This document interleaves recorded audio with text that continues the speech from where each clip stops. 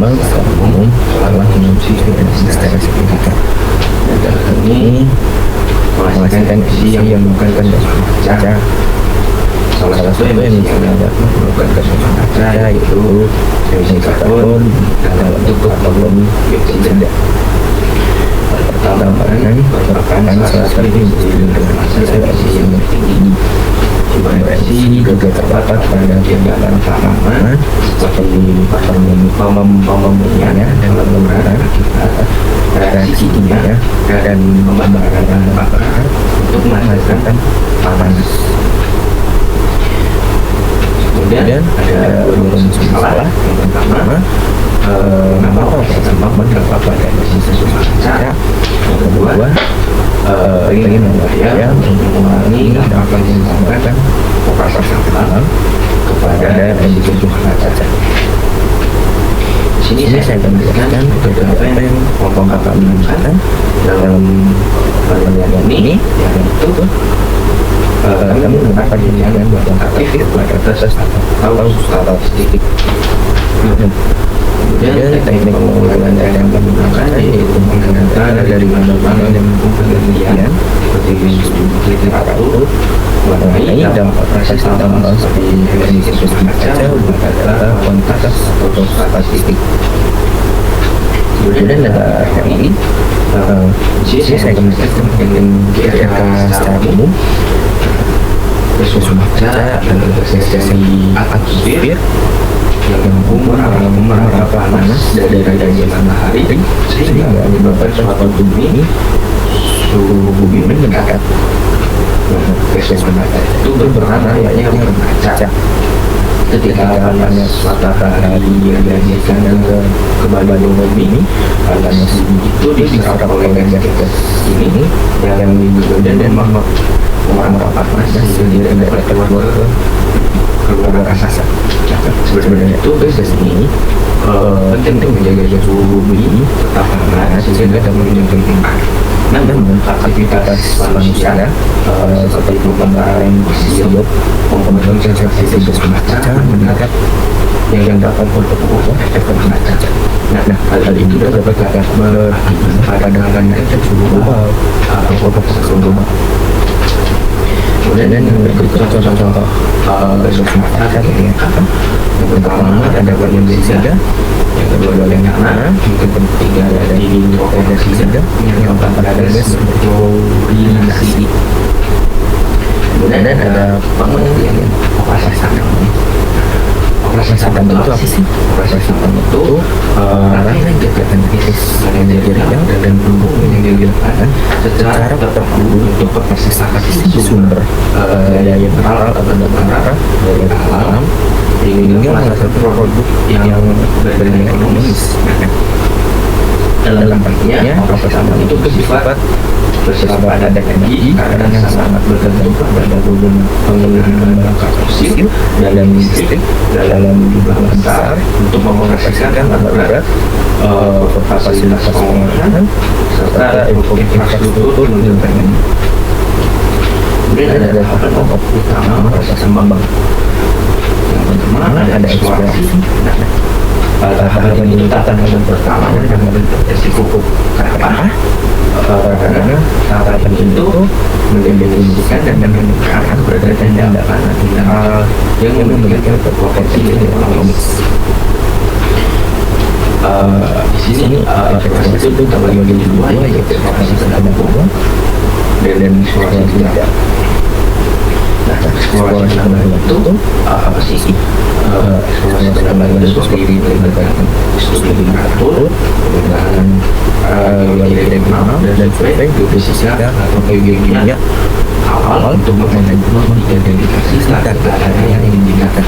Kemudian ada eksplorasi detail. Nah, eksplorasi detail itu area yang terkait dengan yang sudah ditetapkan sebelumnya itu dilakukan pemboran secara sistematis untuk mendapatkan sampel yang bantuan. Sampel itu dianalisis di laboratorium untuk menemukan kualitas dan kuantitas dan diuji secara terdimensi. Kemudian ada sumber daya. Sisa ini itu air apa penambahan mereka ini itu baik secara teknis, ekonomis dan gimana. Nah, apa itu sudah jadi cadangan. Pengenalan sistem. Nah, studi pelajaran itu ada beberapa. Yang pertama ada studi marketing design, Hollywood. Dan studi marketing design itu bentuk pemilihan metode penanganan, kemudian ada rancangan proses terus misalkan pabrik pengolahan, kemudian yang terakhir perencanaan penambangan atau lain-lain. Kemudian ada analisis ekonomi. Di sini itu penerima diminta biaya dari awal penambangan itu mulai penambangan, kemudian ada biaya proses penambangan, ada proyeksi pendapatan dan perhitungan indikator ekonomi seperti net present value dan internal rate of return. Nah, yang terakhir ada analisis lingkungan dan sosial. Nah, itu penyusunan dokumen analisis dampak lingkungan dan secara dan pengembangan sosial untuk mendapatkan gizi operasional. Persetujuan ini merupakan syarat mutlak sebelum memulai konsumsi. Kemudian ada produksi. Nah, produksi itu termasuk bahan utama di mana materi yang diekstraksi dari alam kemudian diolah melalui berbagai proses untuk hingga menghasilkan produk yang siap dipasarkan. Nah, produksi itu ada beberapa juga. Yang pertama ada pengembangan atau manajemen development. Ya, itu isinya ada pengembangan infrastruktur utama, terus pembersihan, terus menjaga akses fasilitas umum seperti pressure dan toilet. Kemudian ada penambangan atau mining. Nah, kegiatan itu yang mengajari atau menjaga proses ini melibatkan penggunaan energi untuk atau perburuan dan penambangan biji atau korot. Metode yang digunakan adalah pengembangan, peledakan dan penggalian yang sangat tertentu pada karakteristik geologi dan bisa tambang. Dan yang terakhir ini ada pengolahan atau prosesi. Nah, setelah biji yang sudah dibagi itu akan dibawa ke pabrik pengolahan untuk ditingkatkan kadarnya. Nah, proses itu melibatkan campuran, penjaringan dan pemisahan kimia fisika untuk menghasilkan hasil atau produk akhir.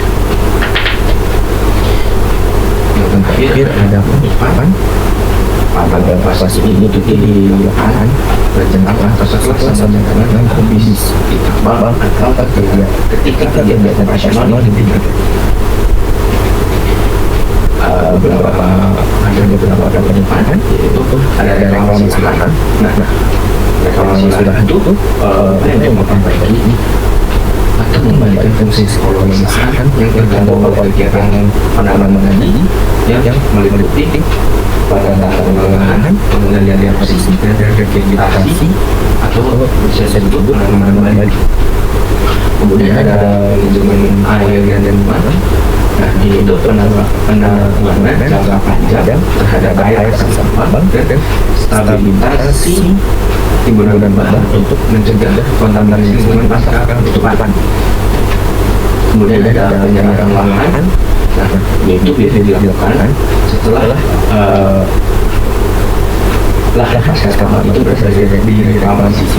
Nah, berusaha itu wajib menyerahkan kembali lahan yang telah direklamasi kepada pihak sesuai dengan rencana penutupan tambang yang telah disetujui sebelumnya. Nah, berikut beberapa kegiatan penanaman yang masing-masing sisi. Yang pertama ada pengolahan, kedua ada pengoboran dan ledakan, yang ketiga ada pembangunan dan pengelolaan hutan dan daerah.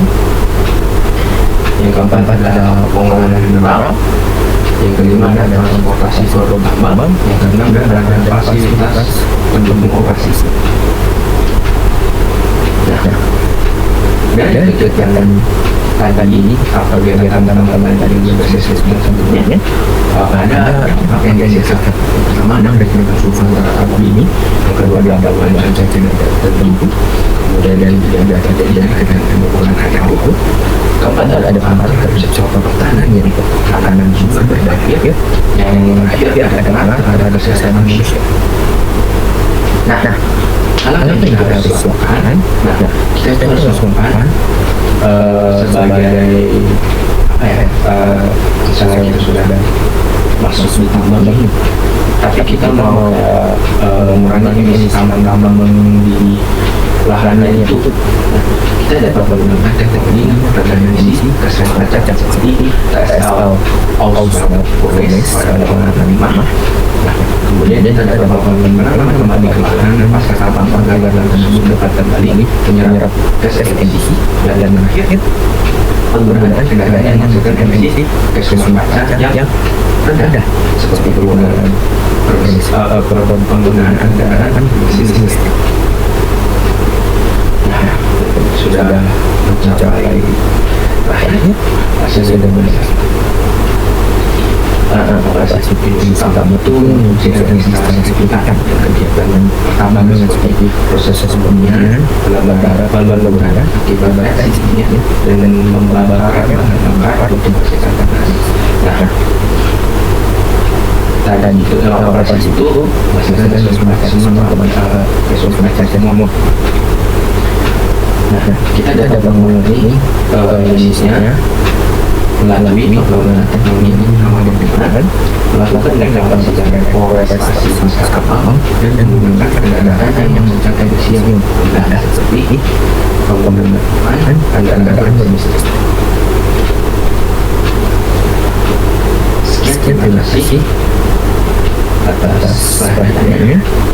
Mohon maaf jika ada yang salah. Assalamualaikum warahmatullahi wabarakatuh.